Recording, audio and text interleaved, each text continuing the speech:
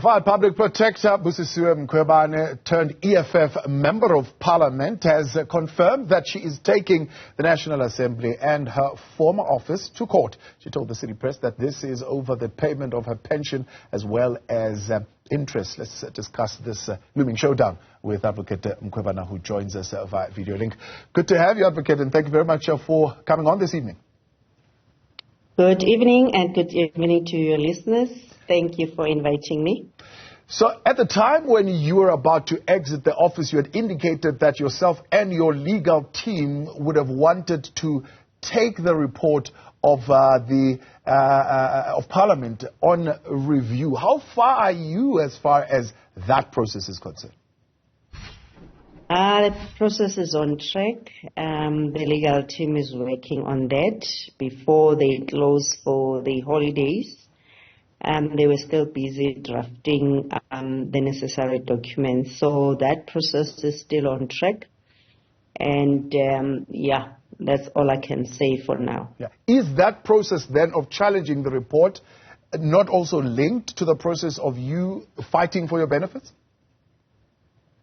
It's not necessarily linked. Remember, that process is challenging the fact that I never completed my testimony, I never had legal representation, and the fact that we raised new evidence of the conflict of interest of the chairperson, and the fact that there was that appeal from the Western Cape High Court relating to the issue of the conflict of interest by the chairperson and one member of parliament, Mailham. So this issue of benefits is then after the removal, when I received the letter from the president, and the removal was with effect from the 12th of September 2023. So where does the conversation around you forfeiting the loss of office gratuity for leaving your office a month before, where does it come about? You know, that's what has been in the media and just people speculating. Thabo, the letter from the president doesn't mention anything about the benefits. He just says, I'm removed from the office in terms of Section 194 and the decision after the decision by Parliament, and that's all. The report of Parliament doesn't mention anything about the issues of my gratuity. So I don't know where that comes from, and that's what I'm surprised when I wrote to the office after my removal, and the only response I received before the removal was the issue of the salary, the pro rata salary for September, which salary as well was paid, but then it was, they deducted a lot of other expenses which they were not supposed to deduct as well. We will have to also handle that matter in addition to the issue of the gratuity. So, and when I approached the office as well after the payment of that disputed salary or pro rata salary about the gratuity, the CEO, Ms. Banyoni, responded by saying they are waiting for direction or guidance from Parliament. By then, I was the Member of Parliament, and I asked who in Parliament. They never responded. Hence, I had to then involve my attorneys, RMT attorneys, to write a letter of demand to the CEO and the current Public Protector. So as you sit right now, you don't have a specific dispute, shall I say, where they say you will not be getting that benefit or you will be getting that benefit? There's none whatsoever. And the most embarrassing or arrogance from the office is that they never responded to that letter of demand. They were supposed to have responded by the 13th of December 2023. and then they never responded. So in civil litigation, then we will still have an opportunity to go back to them, because there's that part of negotiation, engaging with them. But then if then they still maintain that position, it means then the other issue is then to approach the court or issue summons against them, and if it means even in their personal capacity, because I think there's no way where it provides that one will be losing benefits, because the issue of the conditions of service of the public protector are very clear, that on vacating the office, it doesn't even say how you vacate the office. Yeah. You are entitled to the benefits. So it doesn't draw a distinction between vacation and removal from office. Does it say anything on that?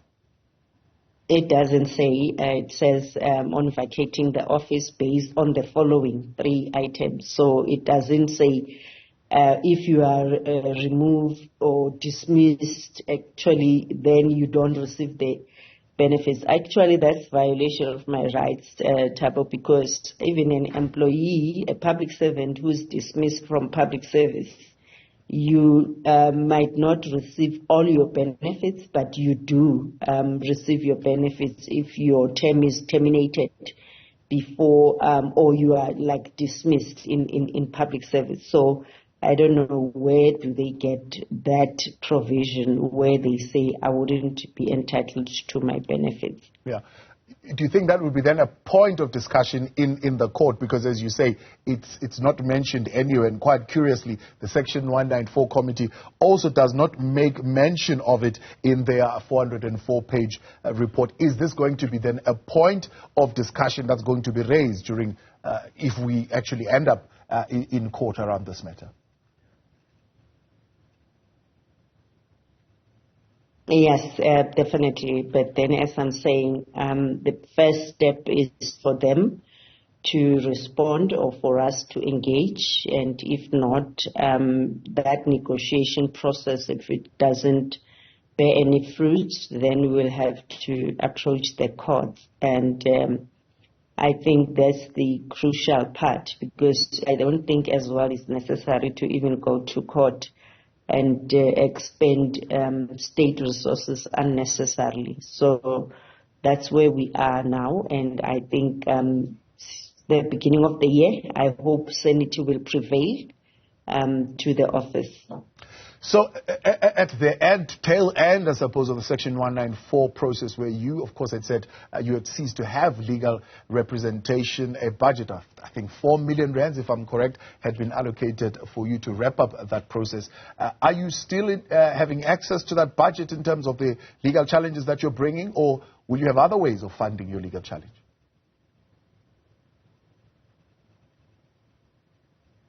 Remember, Thabo and the public, the legal team led by Advocate Mpofu, Advocate Matlape and Advocate Chabalala, we ended up, even when we brought a lot of court challenges, for instance, the recusal of Janchi and Mailham, they had to do that pro bono, and that 4 million we never had access to, because remember, they were delaying to appoint the legal team.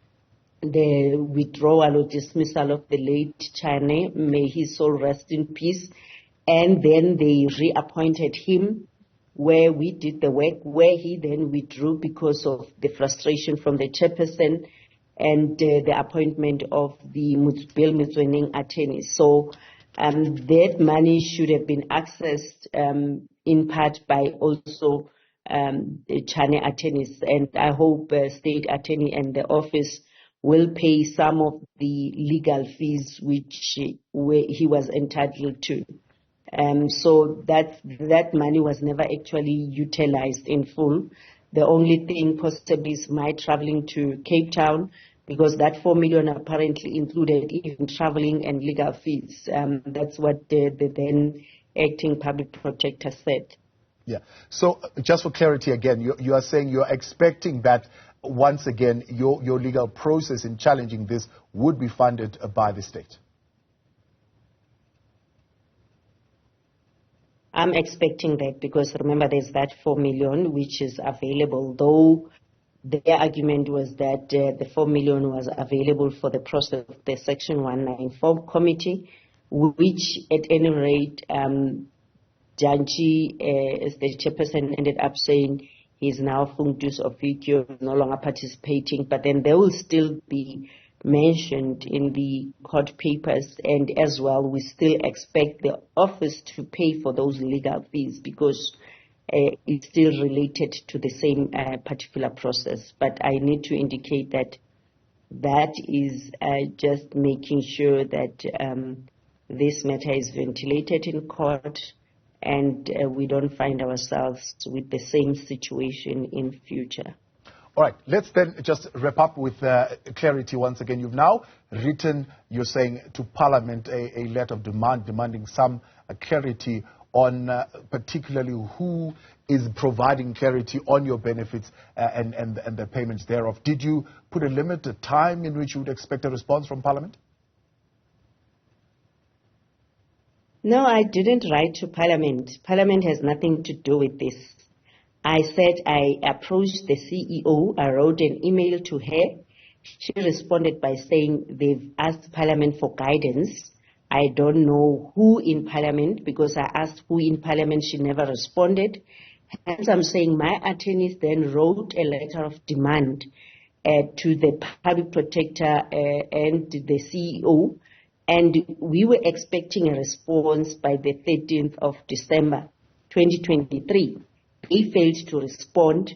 Hence, I'm saying now the way forward is for us to approach them, understand, and even to find out from them, are they willing to negotiate further or are willing to respond? If they fail to do that, because we have a certain number of days for us then to issue summons. So that's the next step, which we will have to take, failure of which is if they don't respond to our letter.